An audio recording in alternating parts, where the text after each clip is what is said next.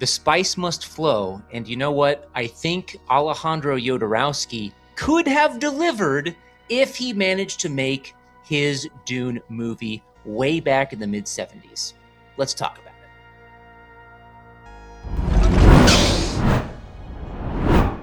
Welcome back to Azart. My name is Nick, and I got Kyle here with me. Pegos with the Zero on Instagram, and I have Drake by 33 here on Instagram and TikTok. You gotta go check these guys out. But today, we're gonna be eating up some spice, the spiciest of spice. We're gonna be talking about a docu-series you probably never heard about. That's the thing. So I feel that maybe people who know, you know what I'm saying? Like, okay, so I think the two things that for me make it really interesting is the story about it, right? The story in that you had a collection of so many creative forces on that roster for the Dune project is wild. And then the second part of that is kind of the their contribution to cinematic history that we know and love today, right?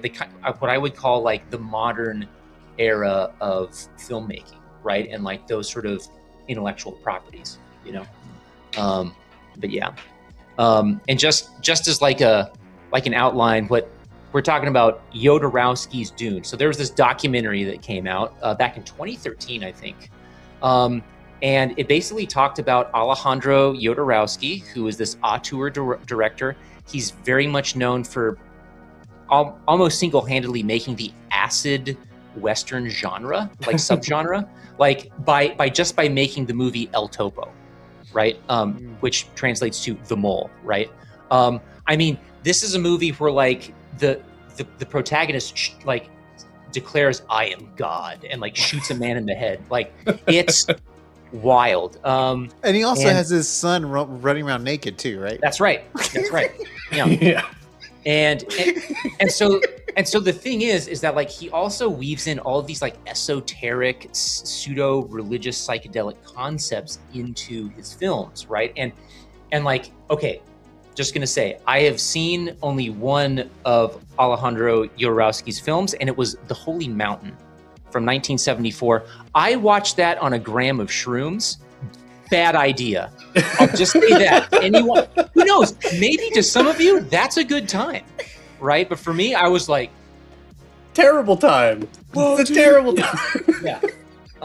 But you know what? In the retrospect, fascinating film. You know, really interesting concepts, like a lot of like alchemy and like, you know, esoteric stuff going on there. You can turn yourself into gold. Yes.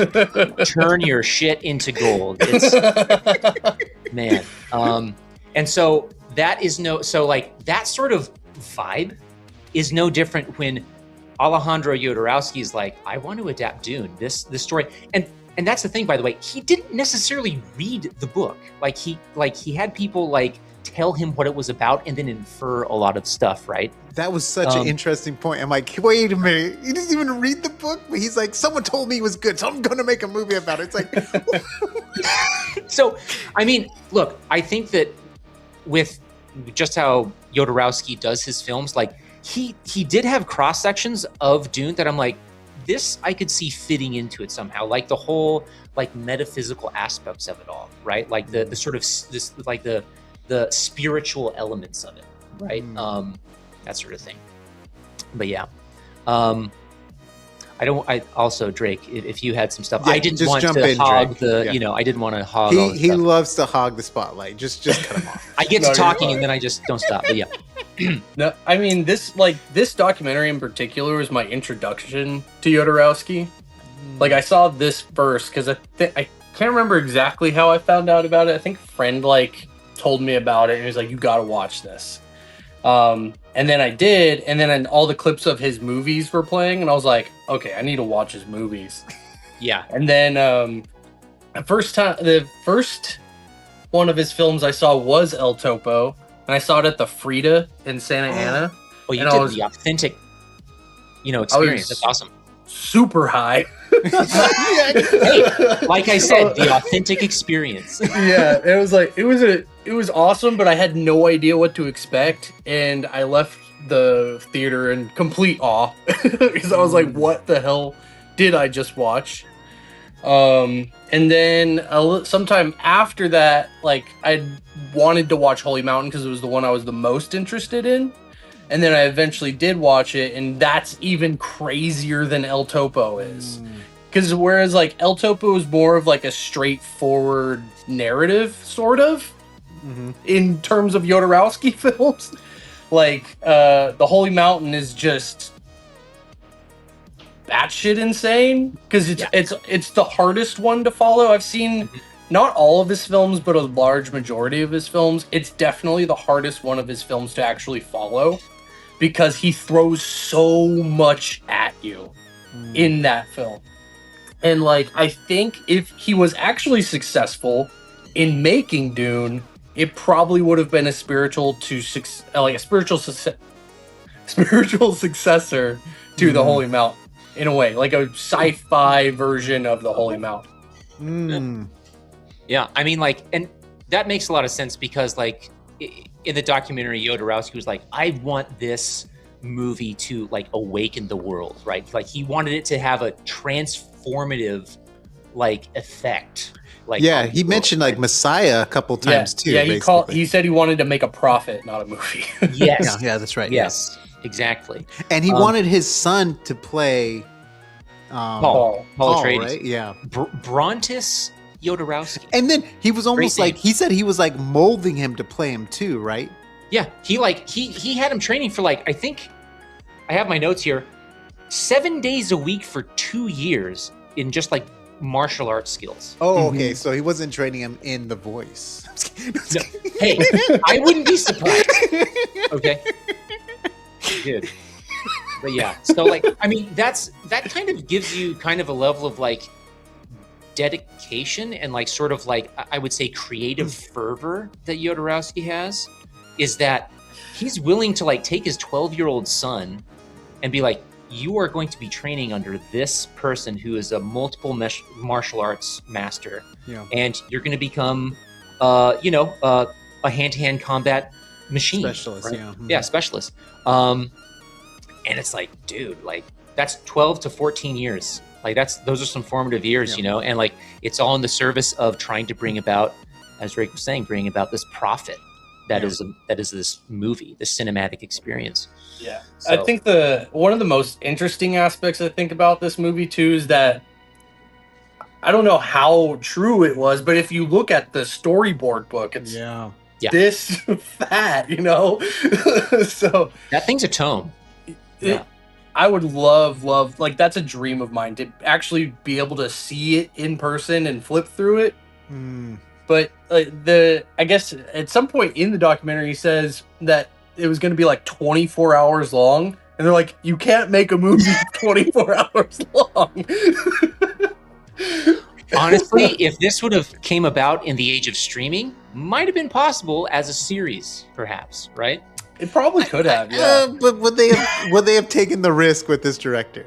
It's so funny because, like, not to mention Lord of the Rings in every video we ever do here, but they took a risk with Peter Jackson for Lord of the Rings.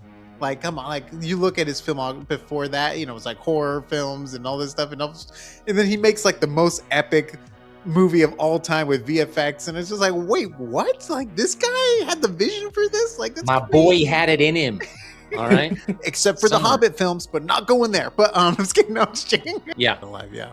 And it's like, it's such a weird juxtaposition that he was able to make Lord of the Rings when he's known for like these really low budget horror films, and then created a masterpiece that is Lord of the Rings. I think I would say I agree with Drake, but I also can't help but realize, and Nick, we covered this a bit, the last person to try to attempt an adaptation of the Lord of the Rings at all is Ralph Bakshi. Like, true. I guess it's true, right? Like, so if that's since that, and then Peter Jackson, I'm like, that makes sense, right? Yeah, I think we got. Oh, and then you also have the people that did the Return of the King. They did the.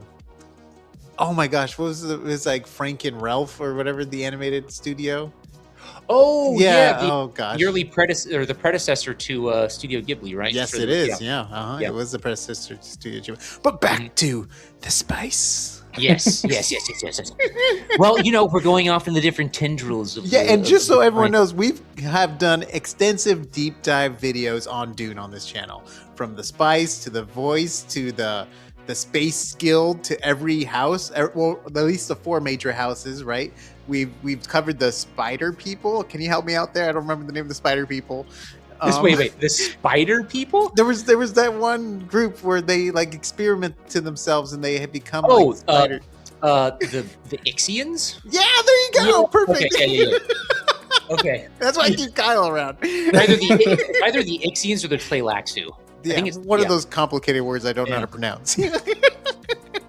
But anyways, let's get back to the topic of Dune. So I mean, okay. So as far as the Really quick, was there Yeah. ever an animatic made of all the storyboards? So that's the thing. I think the only animatic that we saw was from the documentary because Okay. I actually found this site, and it was via a Reddit post that I found out. It's a collection of most of the pages of the storyboard.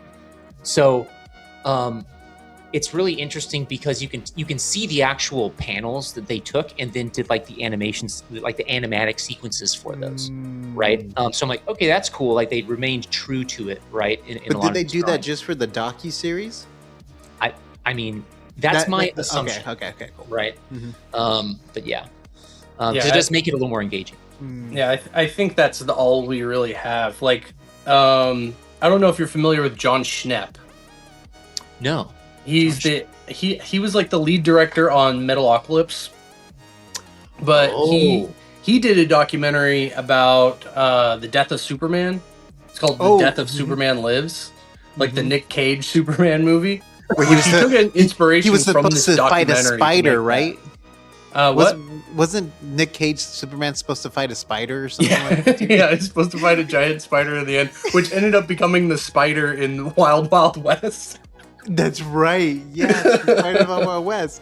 And then he has the long hair too when he's Superman, right? Yeah. Yeah. So he actually set out because he worked on Metalocalypse. He actually did a lot of those like animatics of Superman Lives. I think he did them himself or with the team that he had that helped him make Metalocalypse. But I was like, that would be really cool to see someone just do an animated version of this. Yeah. I was like, Yeah. I don't know if we'll ever get that. Jodorowsky himself is 100 years old now. Yeah. So Dang, he's as old as Mel Brooks. yeah. I think Mel Brooks just turned 100 too. Dang. Yeah, just turned 100 years old like Wow. last month, I think. Amazing. Preserve his brain like Futurama. Or his head. I'm sorry. You have to preserve the head. But talking about like the animatics and stuff, and like if there's like stuff out there for this movie, the closest thing we have is this, which is the Inkle, which apparently is like most of what his Dune was supposed to be. I have not read this. I have it, but I haven't read it. I have read it, and it is very much like there's a lot of overlaps, right? Like, but I wouldn't say like it's like a really true like continuation of it. But you definitely notice there's a lot of themes in the Inkal and then also in the Meta Barons. So the whole like in the documentary where Lady Jessica, because Duke Leto was castrated by a bull. He can't conceive a child, but Lady Jessica like puts a drop of his blood in her uterus, right? And they immaculately conceive a child, right? That concept is in the Meta Barons.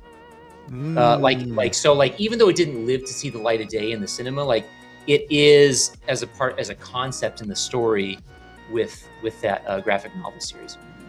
But yeah, another cool Jodorowsky, writing. I forget the artist on that. It wasn't Moebius, but it's probably on the book though, right? The artist. Very talented artist. Actually, he has the book to go. And we lost him. I'm just kidding. Okay, here's. Oh.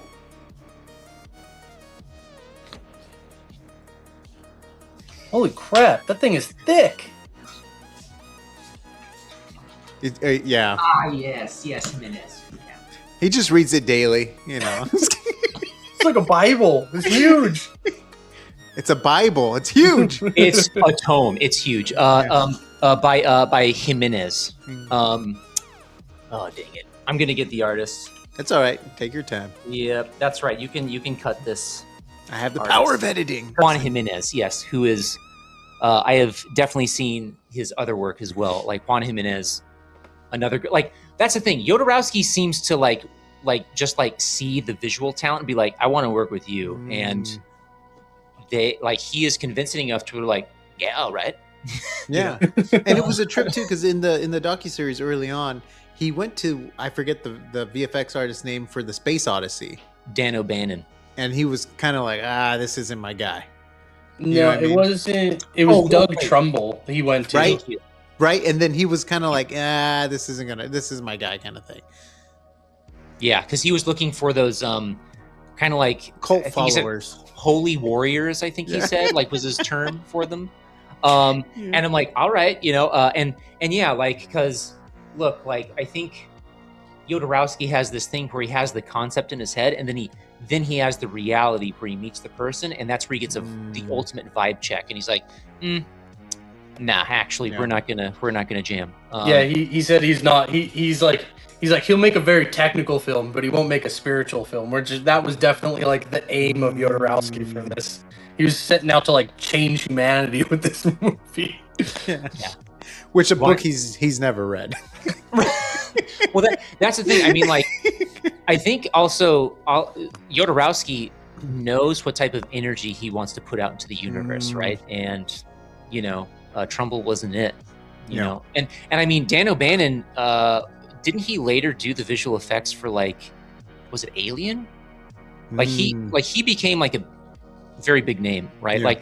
Like with a lot of like these artists, like, so like I was already familiar with Chris Foss before watching this documentary because his vehicle and spaceship designs are just awesome. They're just so like visually rich and like imaginative, right? And so like when like also Chris Foss, I noticed like he in the documentary, I was like, dude, like I actually kind of felt for Chris Foss. He's like, I'm actually really sad the movie didn't get made. He's like, I would say that some of the spaceship designs I did for that film are arguably like some of my best work that I'm most proud of because I kind of had to go out there, and kind of experiment, and I really liked what came out of it, right? He really seemed genuinely The thing that I thought was cool about Chris Foss too is that he said that everything he drew with the like mindset that it could actually be built as a set. And I think my favorite of his is like the most famous one where it's like the spaceship and it's the spice is spilling out into space. That I still think that is my favorite. And then I can't remember what building it is, but it looks like it's a pyramid on top of a pyramid and it's all gold. Yes. And so I believe that's in the in-call. That structure is like, I think it's like a part of like some sort of like mega city, and that monument is there, right? Like it was sick because like it's like that would architecturally make sense. And then with the design stuff, it was really cool at the end of the docuseries how it shows like even though these ideas weren't ever put into a film, how it inspired so many different films and movies. I love that. I mean, it's just like you get to see the inspiration, and it's like, wow, that's how they had something special. Definitely, like that when they shopped around the studios, I call that the pollination event, right? Because they basically went to every major studio, gave them a tome, right? Only of which it sounds like only two exist now, right? But so these were sitting in like the studio like Collective Works archives or something, right? And directors and producers and stuff are taking a look at this huge freaking bratwurst of a tome and are just like, what's in this thing? And they just start flipping and they're like, these are really cool ideas. Because I think even like the studios were like, this is amazing, but I mean, it's not gonna sell. That's the thing. Obviously 1970s Hollywood, which is still definitely a characteristic of Hollywood today, like they're looking to put butts in seats and sell tickets. If you want to believe the legend of that's the name of the game, the storyboard book, apparently every single major studio had a copy of the book. Whether it was given to like one and they just photocopied it and gave it to everybody, but it's like you can definitely see the DNA of Jodorowsky's Dune in almost all the major blockbusters that have come out in the last 40 years.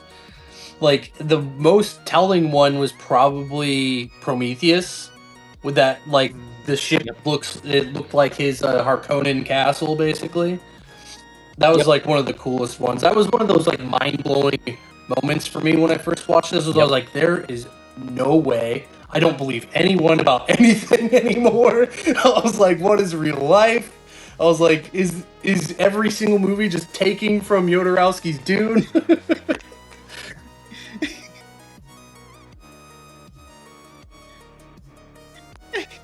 That's one of those things, like, and it was a similar experience for me too, in that sense that, like, I realized I'm like, if this documentary was never made, we wouldn't know. We wouldn't be any wiser. And like, the thing is like, I think there's so many untold stories about how the marketplace of ideas works and like how those evolve over time.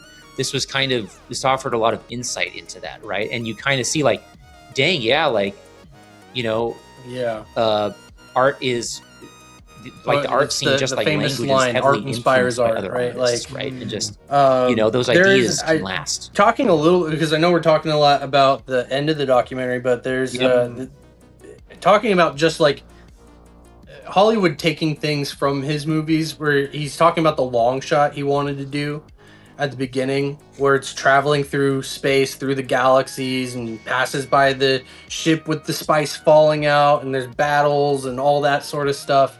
And it's this super like long shot that he talks about, and it's at one of the actual animatics in the documentary itself, where like you've seen that long shot at the beginning of so many films now.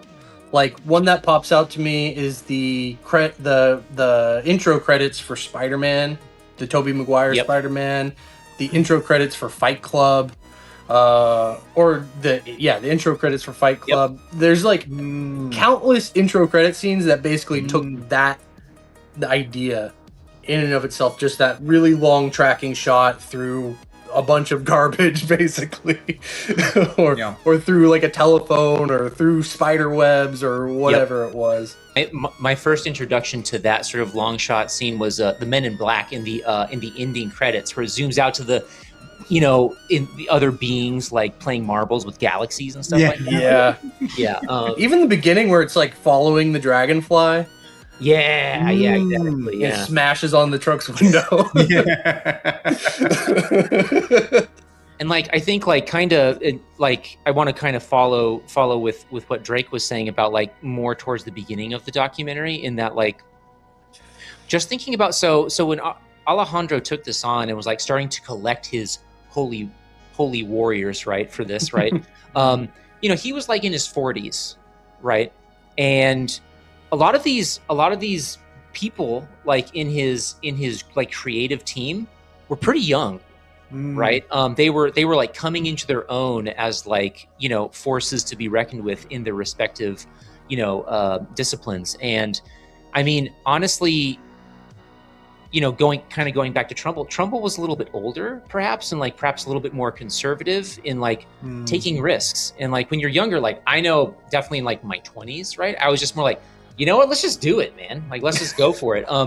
And like, as I've gotten older, I realized that like, I'm a little bit more like, well, let's consider the options here. Okay. You know, a little bit more scrupulous in my decision-making, but you know, so I think that's a part of kind of like those heady days, right? Like, yeah, let's move to Paris and make a movie, you know, cause it's going to change the world, baby. You know? So yeah. Yeah. No, and not to mention, you brought up the fact that like most of the, you know, artists that he was collecting were all younger. He pretty much found H.R. Geiger, and then like, I mean, H.R. Geiger had made a name for himself up to that point until Jodorowsky had like officially like met him. but like he hadn't worked on movies before. I think Dune was going to be his first movie if it ever got made, and then along with Dan O'Bannon went on to make Alien with Ridley Scott. Yeah. Like also watching the documentary and just like having seen like, you know, a couple Jodorowsky films and seeing and just hearing him talk and like learn about this project is that like there's a lot of hermeticism and like hermeticism and like those sort of ideas, right, of the esoteric. And just like, because everything in hermeticism is about transformation, right? Transformation and like spiritual enrichment and like, you know, transcendence in that sense, right? Through like works in the world, and like that you can achieve something almost eschatological, like in the world, and then basically unify the material world with the spiritual one, right? And I feel that permeates in Jodorowsky's work, right? And maybe that's why I like find it so fascinating, and why I mean, like I was telling Nick, like this would probably make the 6th time I've seen the documentary because I love just kind of going back and listening to the story and seeing the visuals along with that as well, right? Yeah, I think I own this documentary on like 5 different mediums. Like on like I have the Blu-ray. Nice. Like when we were watching, like before we did this, I bought it on YouTube so I could watch it there. Like so like I this is one of those like documentaries that was like super formative for me, like especially in my early 20s, because I did kind of see it close to when it came out, and it just kind of like informed a lot of like how I even viewed the world. And then when I did actually go on to watch his films, you know, it just expanded my mind even further. And then I started trying like psychedelic drugs after that. So you know, maybe there's something here. Yeah. So one of my favorite pieces of trilogy fucking trivia, there we go, not trilogy, is that when he did make Holy Mountain, he was high on LSD throughout the entire production. Him and I think also the cast members too. You kind of gotta right about where like the cult leader is telling his followers to try to have sex with the mountain they're climbing. I was like, yeah, we've reached it. This is where we're at. You know, you guys are making me really want to watch this movie. What about you should do? What about the end, Kyle? The end of Holy Mountain. Move back, camera. Okay. Zoom back, camera.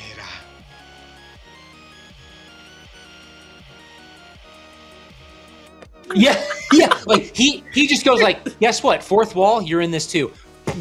And so like he talks directly to the audience. So, okay, I talked about this at length with one of the friend who I watched it with, right? And we talked about it at length about like kind of what maybe the underlying message is. Now, of course, this is what we think. I can't confirm if this is what Jodorowsky's intent was with this film. Then again, all art kind of has those tangential sort of what the viewer infers from the work, right? And we kind of saw it as a criticism of, because look, in the context in which it was filmed, the early to mid 70s, there was a lot of failed counterculture experiments happening, and like the order of things was still kind of like, you know, they had failed to kind of bring about the, you know, like the new sort of like society they wanted to have, at least in an American sense, right? And so a lot of this energy got refocused into more of these more marginalized like groups, right? So like that's where cult behavior started to really become a thing, and it was a very hot button item back in time. Like there's a lot of young people joining cults because the thing that the society provides young people is inadequate, and so they're going elsewhere to see like to get the spiritual food they need. And what happened was, though, is that cults, at least in the modern sense, are very predatory, right? They're usually headed by someone who is, like has their own ends, and they'll step over people to achieve those ends, right? Whether it be for any number of purposes, right? And it was very much about like how cults can co-opt like young people to do like, horrible or even just strange things, right? That like don't necessarily make sense the sense that all that cults are trying to do is trying to like instill some sort of control over them, right? And like what I was talking about jokingly about like the cult leaders saying like, now everyone make love to the mountain, is kind of like almost like a statement of saying like one of the things that cults do to sort of like try to take away like any sort of like consensus building or any sort of like just like putting energies for something else is to steer people towards sex, right? And sort of like, oh, guess what? We're all polygamous now. Or, hey, everyone can, we're all having sex with each other now, guys. It's all cool. And so that sort of detracts about like maybe what other people are doing behind the scenes, right? Or what the government's doing, because the government could have backed all these cults, right? See, so okay, so now you're getting into that stuff, right? So, there's a bunch of different ways you can interpret it, right? I mean, that's just one thing that I thought was interesting about the Holy Mountain, right? Because you're right, Drake. It's almost like a series of just different motifs that you just kind of are strung along with, and there's the concept of, I would call him the Messiah figure, the bearded guy, and then this group of young people being guided by this other guy, right? Those are the only real major through lines throughout these different sort of motifs. So it's really interesting. Yeah, I don't think it's like any mistake that he clearly made that character supposed to be like Jesus. Like he literally wakes up in a room full of thousands of like crucifix Jesuses that were made after him. And like a lot of the things that he likes to say with his films, like he's a deeply spiritual man. Like he's made his own tarot deck. So like my interpretation of Holy Mountain was that like everything leading up into the point, right, until he gets to the alchemist tries to show him the way. He basically becomes the alchemist becomes his mentor, the Jesus figure's mentor, and then you go on and you meet all the planets, so to speak. Like, and they're different people that come from different backgrounds, very high up backgrounds, but they don't have like a spiritual nature to themselves. So they follow the alchemist and I can't remember what you would call him, like the prophet or whatever he would be supposed to be. And then I think the most telling part about the movie is the ending, where he does break the fourth wall, where it's like the whole movie's telling you or showing you the different ways that people try to find faith or meaning in their lives. But at the end of it all, almost all of it is meaningless, and that's why he breaks the fourth wall, and then everyone kind of like laughs and, you know, has this like kind of party at the end of it, you know, where after that, at least that was like my interpretation of it, where it's like you have like you basically like everything is wrong and you're searching in the wrong places, and or all the stuff you did to get there was meaningless, you know, because I don't know, like maybe the meaning is, you know, actually a lot less or a lot more simple than you might think it would be. So you do all these things to get yourself there. But I don't know. That's like, that would be like my interpretation of it. But I can get that. That's true, because because I don't know when the last time is when you saw the Holy Mountain, Drake, but you have a good point, because I can't remember what he says at the end, but I do know that it is very much kind of like a direct sort of just like talking to the audience and being like, look, like we've done all this stuff, and like here's what we think, right? And maybe you'll jive with that too. And then they all laugh, right? And it's because even like the ending of it, like all the aspects of it are very fantastical, and then when they actually do get on the mountain, it's just a mountain, you know. That's all it is. It's just a mountain. And I think that was obvious. I think that was intentional for him, at least in what he was trying to say. It's so hard to interpret a lot of his films. Like even with El Topo, like Holy Mountain is the one I've seen the most. El Topo I've only seen a couple times, even though I own it. And then I have Santa Sangre, which is an even weirder film. It's more you can more easily follow the story of it, But the first time I watched it, I was like, I have no idea what he's trying to say with this movie at all. Is that the black and white one we saw in the documentary, or no? Is that a one different is one? Fondo Elise, and I haven't seen that one. Son of the Songwriter is one that I think not his last film, but it was his like second to last film that he made. Okay. Okay. Yeah. Interesting. Let's see. Oh, I did. I'm sorry, Kyle. Yeah. Oh no, please. Please. When he mentioned that he gave Dan O'Bannon, like when he met Dan O'Bannon for the first time, and he gave him the LSD cigarette, I just love. I love that he just knew right when the LSD would hit Dan O'Bannon, and knew exactly how long it would last.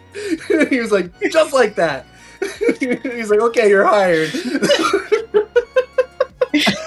I was like, that's a true psycho nod if I've ever seen one. Very much, right? Like it's like he's doing some sort of sorcery. He knows what he's doing, you know? Like, yeah. Let's see here. Do you want to talk a little bit about all of the cast that he wanted for this film? Yeah. There's some very interesting people. So I may not have a comprehensive list, but I can start from my list and you guys can like chime in and stuff. But like, I mean, okay.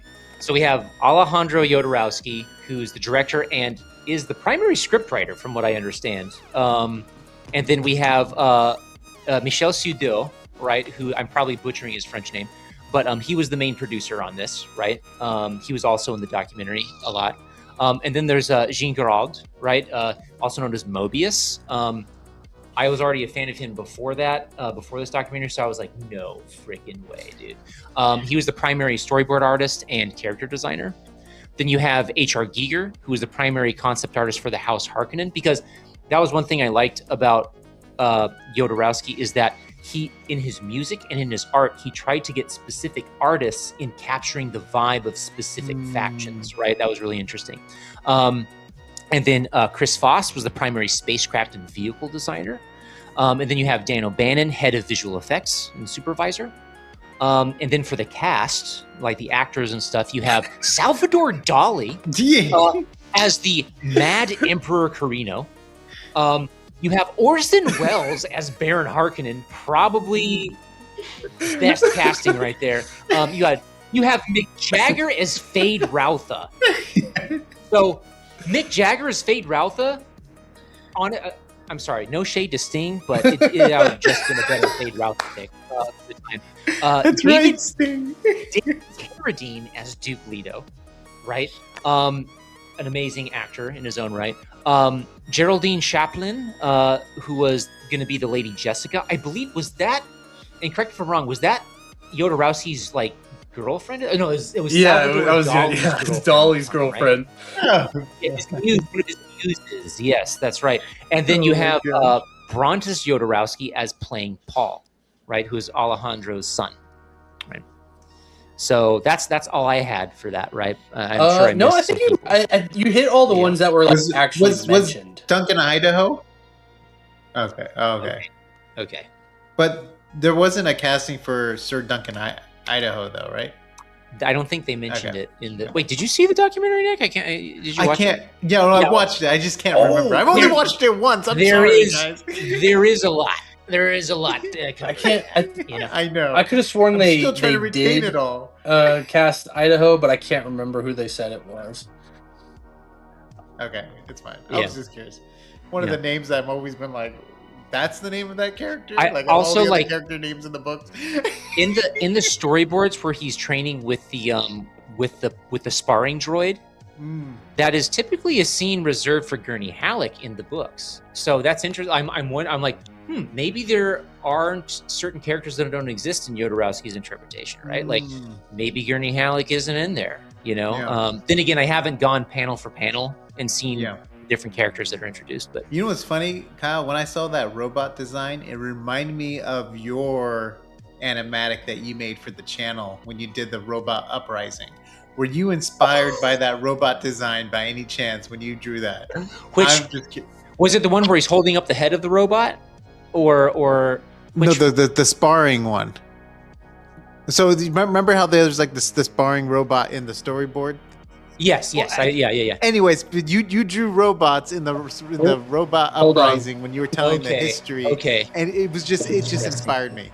You know what though, Nick? That's the thing. I can't 100% say I wasn't influenced by that because a lot of that stuff happens subconsciously. You see so many different art books and other people's renditions, and it has a way of incepting into your brain. I do know that what those storyboard sequences look like with the sparring robot reminded me of some of the storyboard panels from Star Wars. Oh yeah, there was especially from the storyboard Darth Vader's panels drawings too. Yeah. Yes, from Empire Strikes Back, the sparring scene between Luke and Vader. I'm like, a lot of the stances are like they have the same dynamism, right? And I'm just like, oh man, like I don't know what it is, but I love the rough sketches. It's sad how much talent went into films back in the day. I mean, they were geniuses because, like, we have computers now for VFX stuff, but these guys were like mathematically smart. They were creative.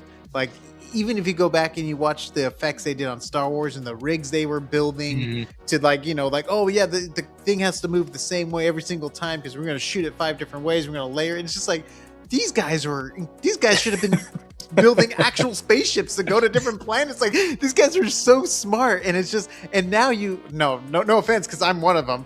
Now you look at the people working on film. I don't want to say we're so spoiled, but then like the next generation, all they're gonna do is type prompt in, and they're gonna get the thing. And it's like, do you not understand the labor-intensive work that went into this? It's like, I could be going off the deep end here, but I feel that what you just talked about, Nick, is very much what at least for me, distinguishes technical craft from artistic craft. Okay. Like, so the artistic craft is very much more what you're talking about, like those who came before us, right? The old school, like without as much of the technological like uplift, right?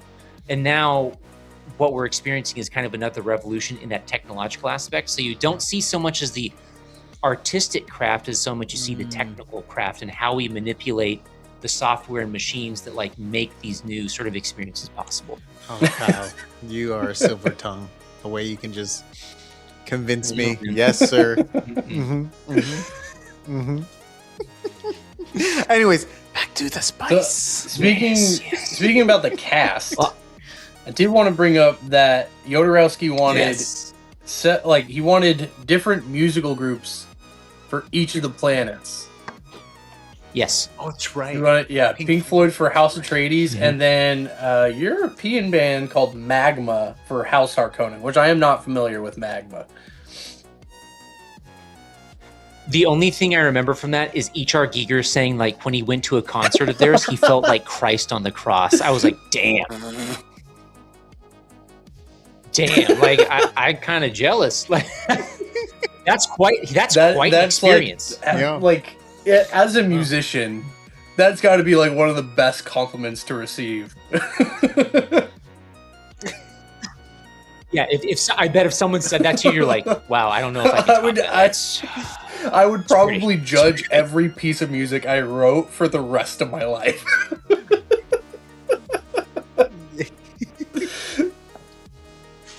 Yeah, you just give up. At that point, you just have to quit.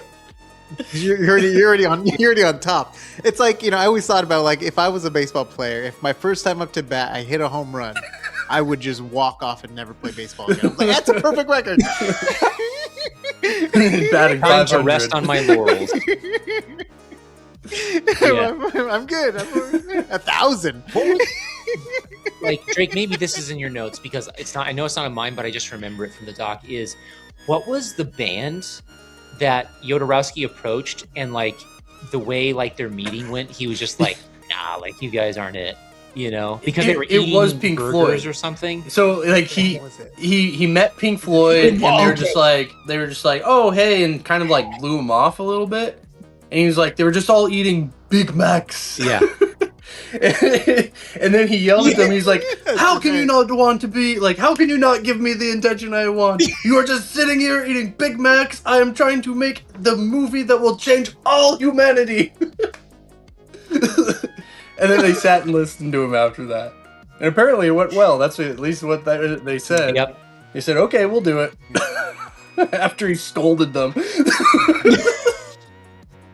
Oh yeah, that's right. They're like, dang, this guy really feels strongly Well, I guess about we this. should do it. All right. Yeah. Was this before? Yeah. Yeah. Was this before they did I Dark Side think of the Moon? they said that this was like right after they put out Dark Side of the Moon. Okay. Yeah. Because I was like, was this inspired by Like Dark Side of the all Moon those was what connections? that was supposed to be the music for Dune. Hold Yeah. on, because it's like Dune, Moon, right? Kind of rhymes. Don't they have a song about spice? No, I'm just kidding. Also, just like, so look, some of the other stuff, like, I'm reminded that, like, so Alejandro had, yes, like, with the Dan O'Bannon story, but then, like, with the story with, like, Salvador Dalí and how he got people on board, like, with some of the actors, I was like, dang, this guy's, like, this guy knows how to hustle, because he's like, okay, Salvador Dalí, like, Dalí was like, I want to be the most, well-paid actor in history, like that sort of thing.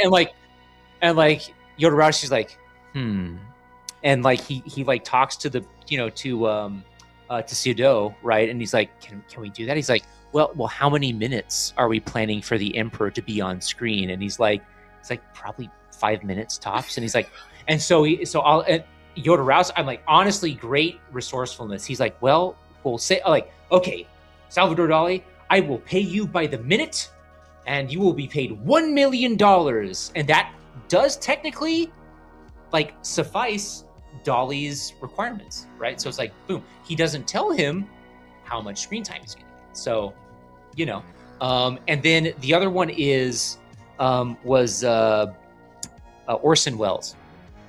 Orson Welles.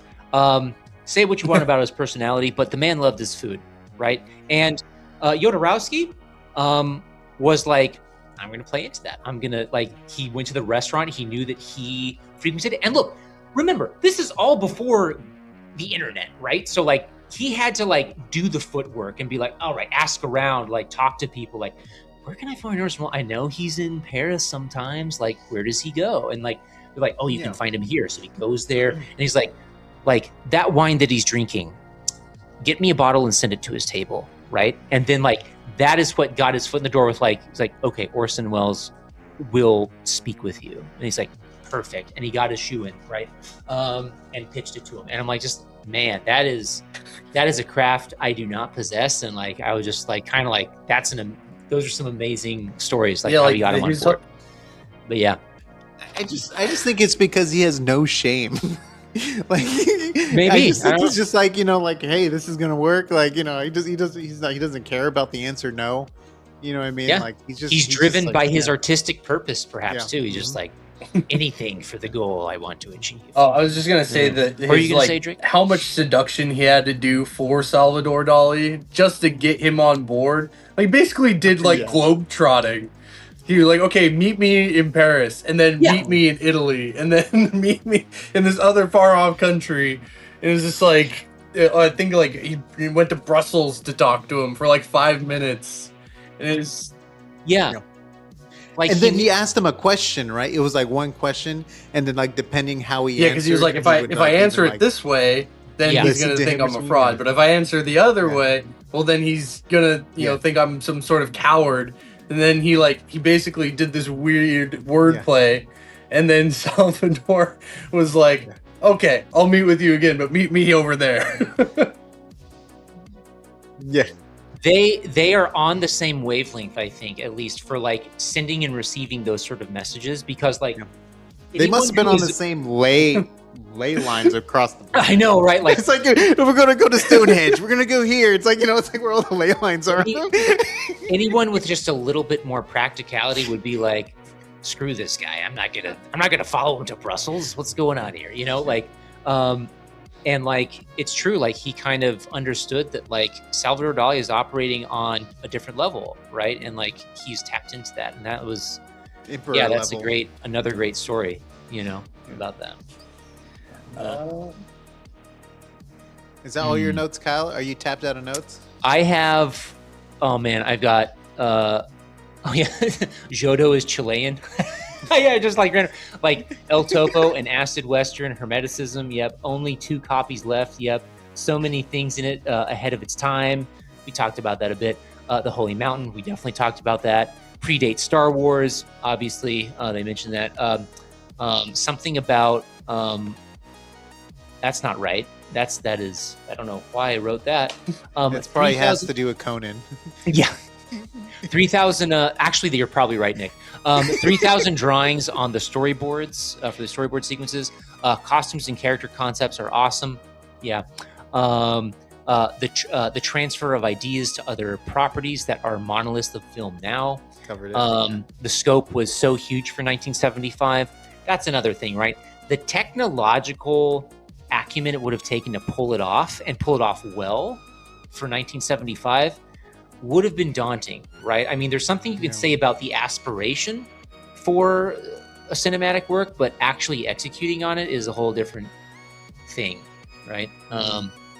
And then just going back to the costume and character concepts are awesome. So those, and like some of those, what they talked about in the documentary, like some of those those costume concepts did show up in like Flash Gordon in 1980, right? Like that film, right? And like, cause some of those concepts were out there, dude, but they were so cool. Like they were full of color and like, it just seemed like they just were experimenting. They didn't want to, you know how they were saying like if you couldn't, like the movie studio saw things, it's like movie A and movie B put together, right? That's how that was their basic calculus for how they described new movies.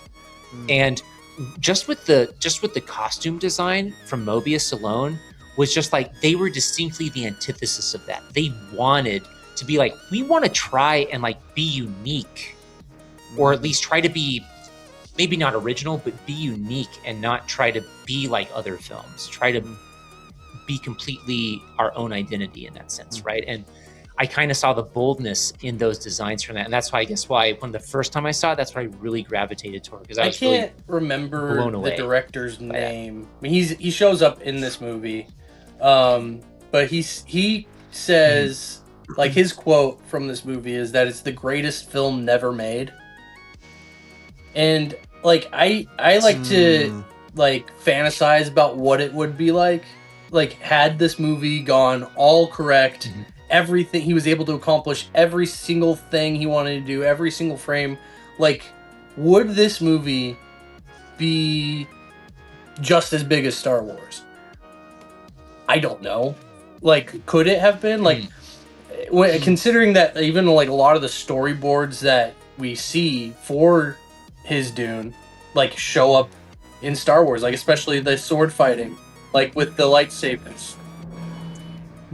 Lord. Sorry, guys. But like even with the lightsaber fighting, right? Like that pops up but 2 years later in Star Wars 1977. Like this was right around 1975, pretty much just after he did Holy Mountain. Yeah. And so it's one of those things where it's like, what could have been? You know, what if?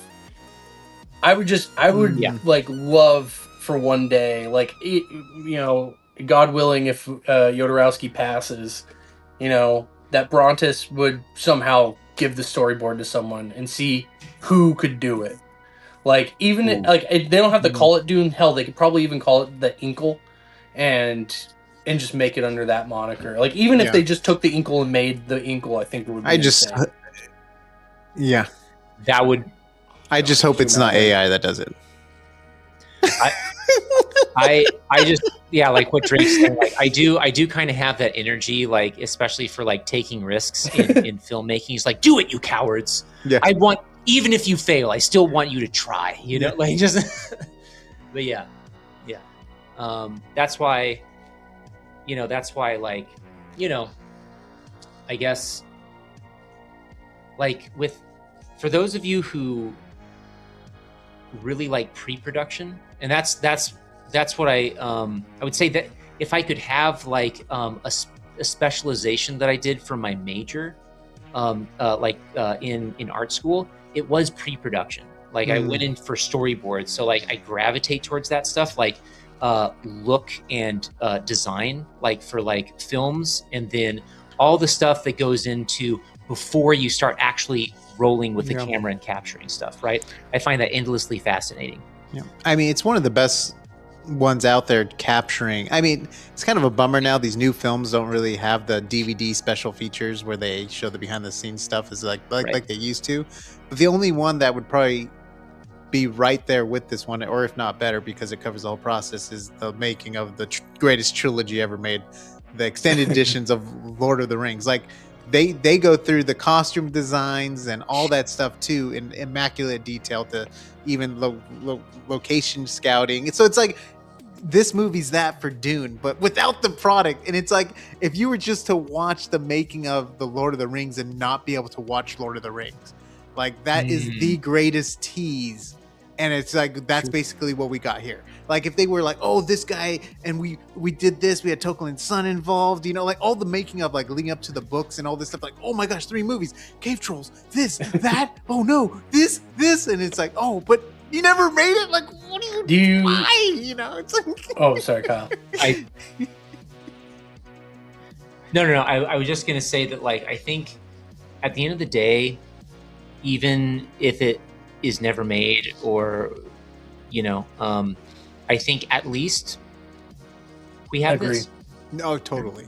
Yeah. You know, it's documented. It's documented too. Yeah. So it's like it's now history. Do you want to talk about the comparison between this, Lynch's Dune, and now Villeneuve's Dune? I think that'd be great. Yeah. Go for it, Kyle. You're the expert. So we'll lead in with the tie-in from the documentary, because Jodorowsky was talking about, he's like when I heard that David Lynch was going to make this film, I was devastated, because I'm like, if there is any director out there, David Lynch would be able to do it. And then Jodorowsky like almost didn't want to go, like his son forced him to go to the theaters, like, it's going to be amazing, I don't want to, because he couldn't take that sort of anguish of like someone doing it and accomplishing his goal. And then he watched it and he got happier and happier during the film, because it was horrible. It was just awful. He's like it was a flop. And like, that's the thing, is that like, and I know after watching David Lynch's Dune, you can tell there was a lot of studio input. Lots of studio input. You know, if you consider David Lynch and the personality he is and the type of movies, one of my favorite filmmakers of all time, right? In Lynch. And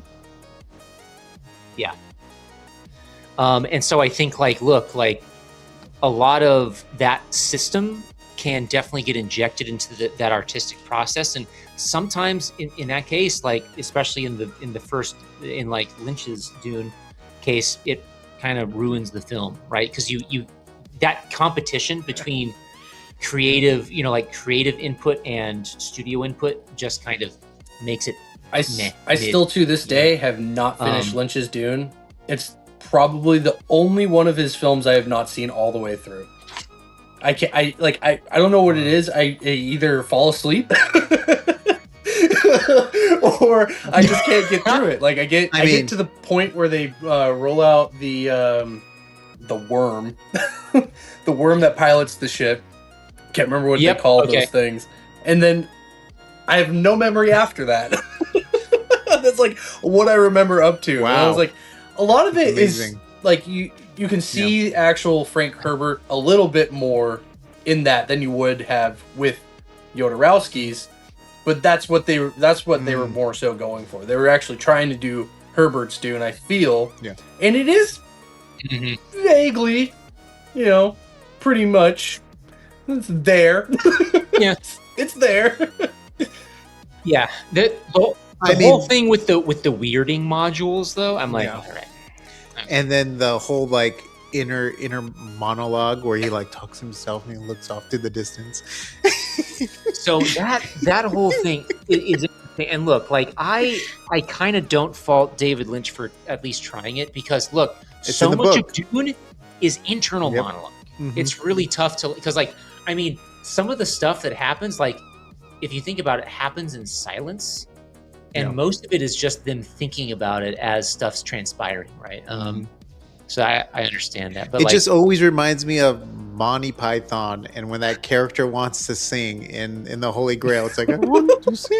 It's like, it's like kind of wind up, and it's just like, I'm just like, stop, just cut it. No, don't do that. Stop. It's just like, this is a movie. This isn't the book. You have to adapt it for film. Anyways, I'm like, I mean, with Villeneuve's Dune, right? Like, I think it. I mean, honestly, obviously, like, look, really only 2 known attempts have made it to the theaters, right? And with this being the second attempt, it's definitely more, I would say, more spiritually aligned with the original source material. Of course, there are creative liberties that are taken. That is the case with all film and all translation across media. But, I think that, the scale and the shift in some of the focus that Villeneuve decided to do, especially with what I'm anticipating for the third film, I'm very curious because it seems like he's going to focus on the jihad a little bit more, like Paul's jihad, right? And that because in the books they talk about it as it's just concluded. Right? You don't really get to see, like, because they just say, oh yeah, it was horrible. Billions upon billions of people died. Worlds erased from the galaxy, right? That sort of thing. It seems like we actually might get to get a glimpse of what that galactic battle was like, or war was like, because it would definitely put, like, all those action sequences will get butts in seats, right? But there's also, like, one thing I want to see what Villeneuve does with the third film is also the tragedy that is Paul's character. Paul doesn't win. He blinds himself and walks into the desert. And then he leaves his son, right? Yeah, his successors to keep on, and his sister, right, who's progressively becoming more insane. From being an abomination, right? And the spice. Yeah. This is another one of, like, why don't you just make it, you coward? Is that Villeneuve was saying, like, this will be my last Dune book or my last Dune movie, because any more books after Dune Messiah gets just crazier. And he's like, he said it like it's just hard to adapt into film. And I'm like, okay, fair, but why don't you just try? It would have been nice to see the colorful costumes, though. Yeah. I mean, the new ones, I get it. Everyone's wearing black. Everyone's wearing white. Lots of grays and tans. I mean, yeah. Yeah. But it's like, then you see these amazing designs, and it's just like, I don't think we'll ever see designs like this. It's the same problem with the superhero movies. It's like, oh, let's make them all leather and tactical and real. It's like, that's not why we write comic books, Villeneuve's Dune is that you just kind of get the sense that everyone is high society, maybe outside of the Freemans, right? Like but there's no distinct difference visually between houses. I mean, there is and there isn't. Like, it's just a lot of muted grays and blacks, and even when we do see the original, like, Atreides homeworld in the first film, it's beautiful. The cinematography is amazing. Like, that, I think that's just to be expected from Villeneuve at this point. But, like, if I had to gripe about one thing, that would probably be it. Yeah. Like, other than that, yeah, I hear you. You want Gryffindor, Slytherin, Hufflepuff, and Ravenclaw. You want the different colors, so because with Jodorowsky's designs, right? Like, the Baron Harkonnen's wearing all this, like, gold, and like, granted, like, that's not necessarily the vibe I would see for a Harkonnen, right? But, like, I like what Villeneuve did with the Harkonnens in his series, but you're kind of right. It's just the goop. There's not a whole lot of actual, like, popping color. There's not, like, bright blues or greens or to kind of juxtapose with the, you know, very barren wasteland that is Arrakis, right? Like, and I understand it yeah. because it's being more real too, and I get the realism thing, but man, I sure love a little spark of imagination. Now, wait a minute. When we're talking about things being more real, why do we equate things when they're more real, they're more muted? That doesn't make sense. If we take a look at stuff in our everyday life, there's color everywhere. People are gravitated towards color, right? Like, and so like, I don't know. And you guys are right? Like I want to say first, it's happening to the cars. Everything's beige drive now. too. True. No. So, yeah. And like, so like, yes, that's true, right? Like, especially in the products we consume, right? Like, but like, one thing that I'm curious to see, because, and you mentioned a little bit, Drake, is that we get to see the great houses and not a lot of the lower class. Because let's not forget, Arrakeen is a very big city, and there's a lot of people that populate it. And in Dune Messiah, which a large part of what I'm anticipating for Dune 3 is going to cover, we get to see more of that, right? With like being in Arrakeen and the different like population in there.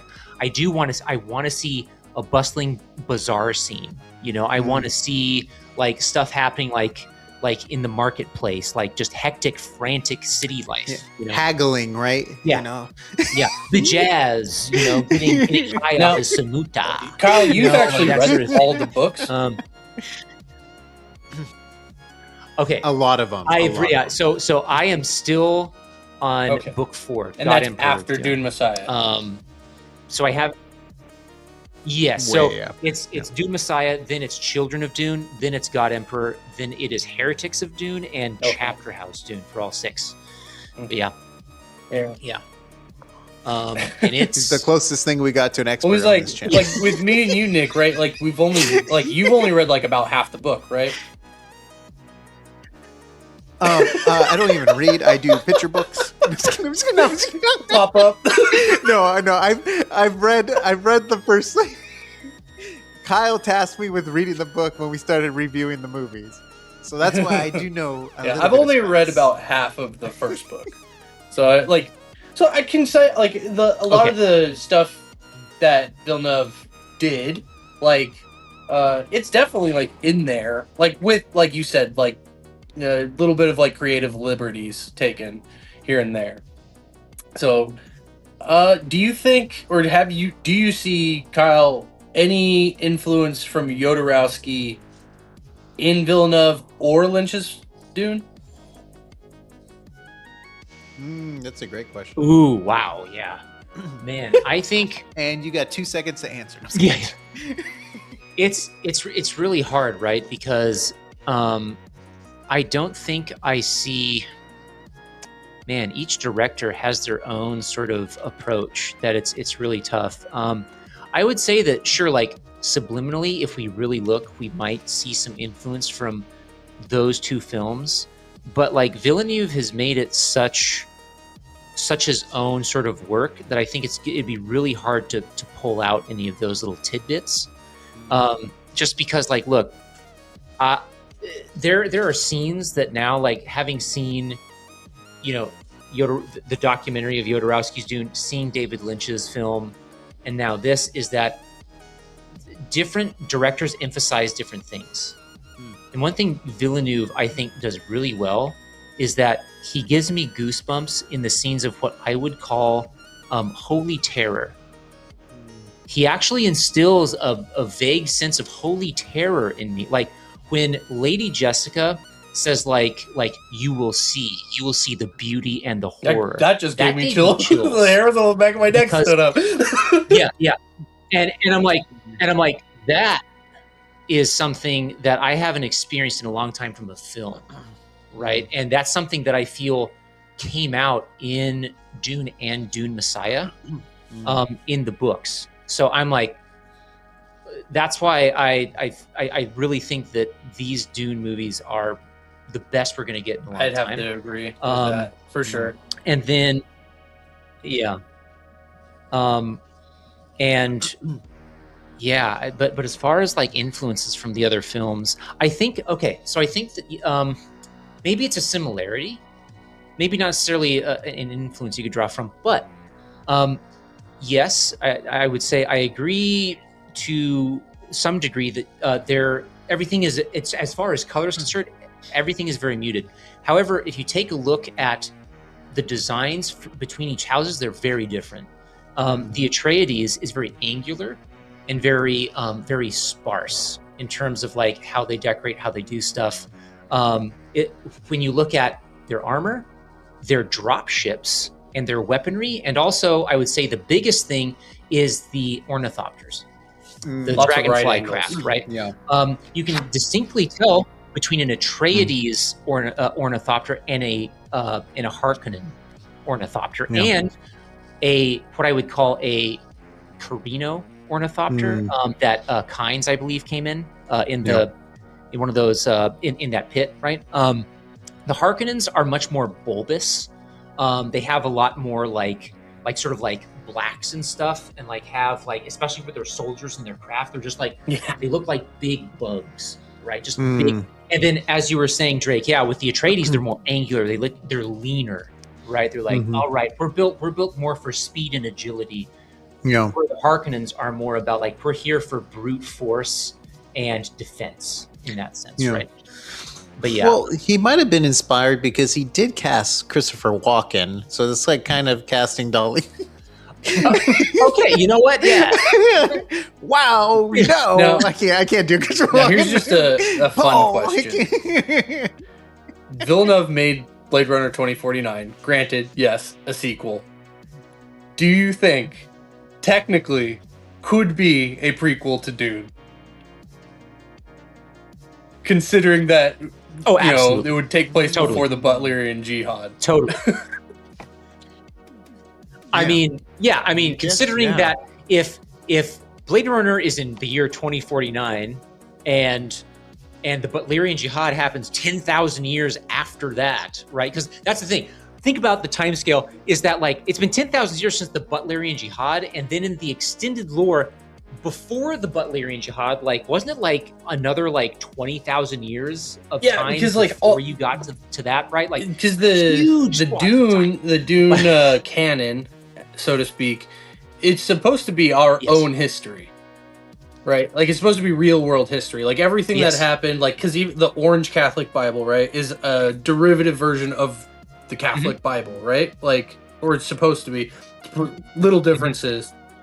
And Sufism and Buddhism and other it's like, and then like the Atreides are Greek. Traces they can trace their lineage all the way back to the Greeks, like 4,000 our time, 4,000, 5,000 years ago, and then Paul is taking place almost 30,000 years in the future from our time, something like that. It's in the scale of time, like it sounds insane. But when you look at the history of the world, it's really not that long.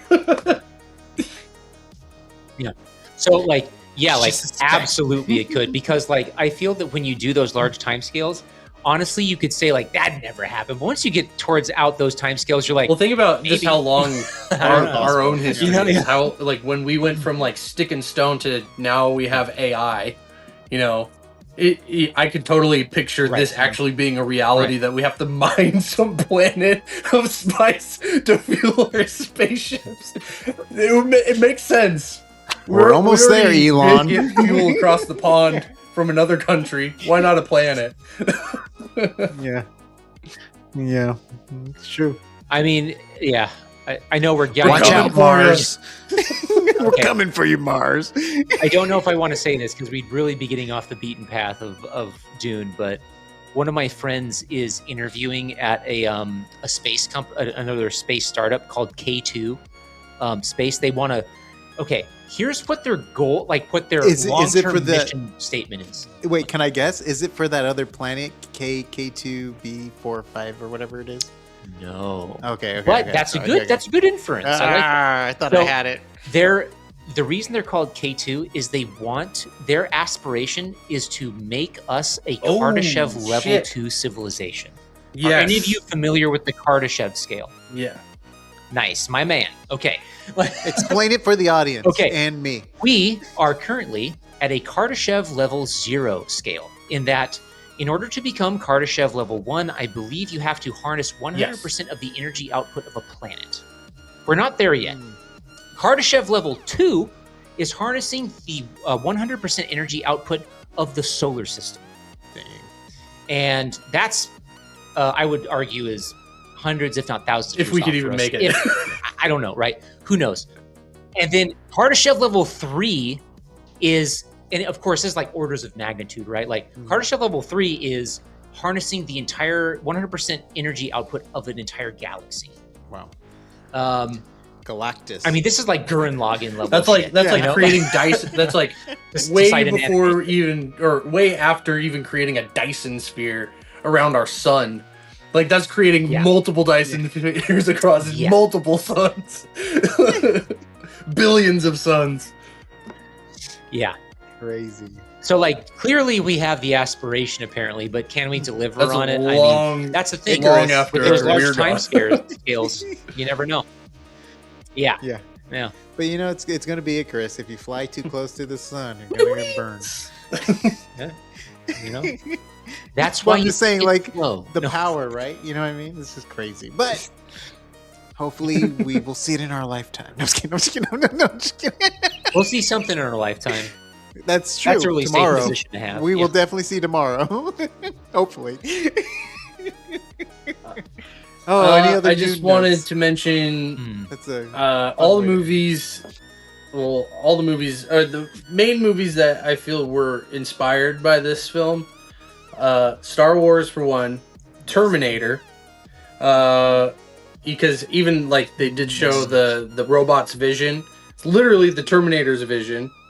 Flash Gordon, like we mentioned before, Raiders of the Lost Ark,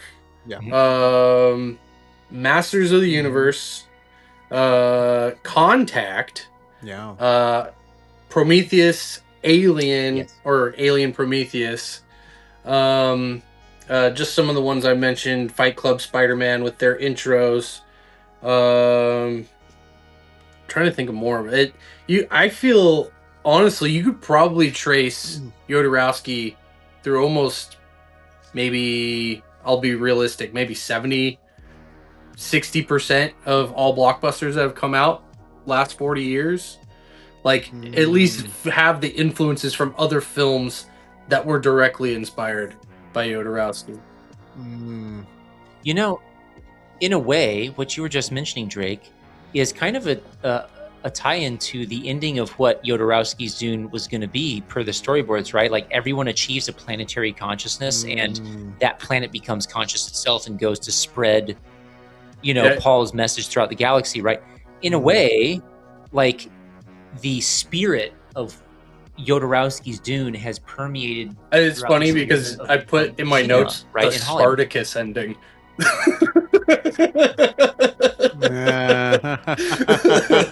Yes. I mean, it's the perfect ripple I did also effect. like it, obviously way diverged from the books, but the Arrakis being turned into a green planet at the end of his film after Paul dies. Yeah. That doesn't happen, and that doesn't start to happen until Children of Dune, when Arrakis starts to green. But yeah, here comes the rain, right? Actually, one of the things in the I think the third and fourth book is that Arrakis is turning so green that the habitat for the sandworms is diminishing. So the amount of spice they can draw from is diminished. So they're doing these different experiments to populate them on other worlds, right? Yeah, sounds like a disaster. Have they finished? Like, is the story of Dune finished, like book wise? It depends on your interpretation of it, because if I remember correctly, by the end of Chapter House Dune, that's the last Herbert book, I believe, and then his son continued more Dune books, kind of going back into the past and writing books about the before times. And so now I don't know, like I think Brian Herbert is still alive, so who knows? might Because have one thing some more that material. I heard, I think I was watching another podcast about Dune and the lore, so to speak, is that Duncan Idaho is like the last remaining character of the entire series. Because he's like a clone. He's like he just keeps getting cloned like time after time almost. Mm-hmm. Yeah. So the and look, so the idea is, and I'm gonna, for anyone watching this who have actually read Spoilers. all 6 books. No, Yeah. no. Also, Oh. like, you can come at me because I am paraphrasing based off of what I have read. Is like synopses for the later books, right? But from what I understand, so yes, you're right in that Duncan Idaho is a Gola, and as long as they bring him back, is essentially immortal in that sense. And this whole thing about the Kwisatz Haderach and bringing about the perfect human to lead humanity through all crises comes to a head when Leto II, Paul's son, right? Basically becomes God Emperor. And the reason he does that is because he did what Paul cannot. He actually tried to find what they called the golden path, which is the very narrow path for humanity to weather what is called Kralizek, the typhoon struggle at the end of the universe. And in order to achieve that, he realized that he needed to relieve humanity's notion of ever creating a savior again, because the only thing they would do would be to create a monstrosity that they would not relate with at all, right? To essentially create a god among them, right? And so, what he decided to do in order to save humanity, he had to oppress humanity as a whole by basically becoming the God Emperor. He reigned for 4,000 years. He was essentially immortal because he transmutes into a half worm, half human being, right? And basically is like, I will make this the most brutal regime you've ever seen, to where it will ingrain itself in human history that you will never want to bring about a god on Earth again, right? And eventually what happens is Duncan Idaho sees all this, is like brought back time and time again. And eventually they realize that the only way humanity is to survive and actually achieve this sort of like enlightened path is to not bring about a god, but work on themselves, in the sense that they need to bridge the organic with the machine.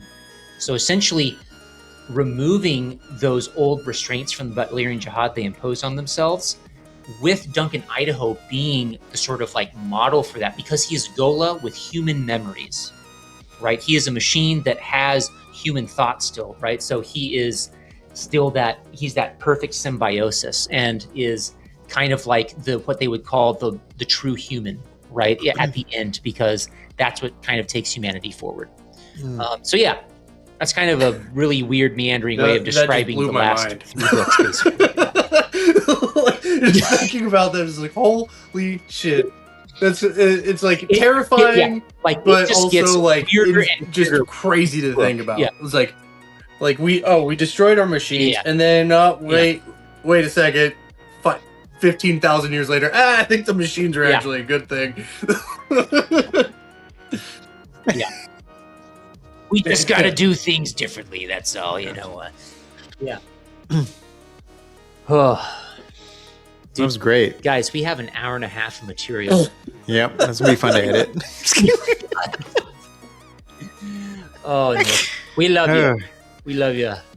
Well, is that it? Is that all your notes? I mean, that's all my notes. I think we hit all of the major points to talk about with this. I mean, also taking into account, we're talking about a movie that never existed.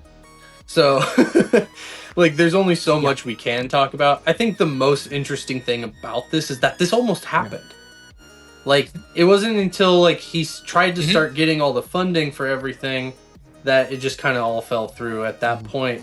Which, almighty dollar is, the dollar is what ultimately speaks. So, I still hold out hope that this will one day get made. It's one of my favorite movies that have never been made. So, I was hopeful when Villeneuve made his version of Dune that there would be some of this in there. I just don't see a whole lot of Jodorowsky in his version of Dune. I don't even know if Villeneuve knows about. I'm sure he does know about Jodorowsky's Dune at this point, but like when he was ambitious enough to actually make it, I don't know if that was. But he is one of those filmmakers that I feel could do no wrong, and he has a very specific vision, kind of like a Christopher Nolan, you know, or like any other director. Every director has their own language that they speak with. So this is one of those things that I just wish would get made, even if it is just the inkle that we get, or if someone is ambitious enough to make an animated feature of it. I would love that. That would be amazing.